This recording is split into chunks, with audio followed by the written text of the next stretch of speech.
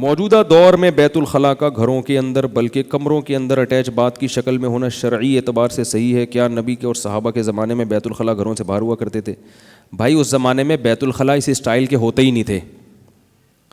گاؤں دیہاتوں کے بیت الخلاء گھر کے اندر ہو ہی نہیں سکتے, کیونکہ وہ جتنی رپورٹیں ہیں وہ سب ادھر ہی پیش ہوتی ہیں, تو وہ تو ناممکن ہے, اس میں تو بدبو آئے گی. اب جو جس اسٹائل کے واش روم بن رہے ہیں اس میں بدبو نہیں ہوتی, اس میں گندگی نہیں ہوتی, وہ اگر اٹیچ باتھ روم کی شکل میں بھی ہو تو کوئی اس میں حرج نہیں ہے. اور بہت اچھی بات ہوگی کہ ایگزاسٹ فین بھی لگاتے ہیں اس میں, تو اس میں کوئی حرج نہیں ہے.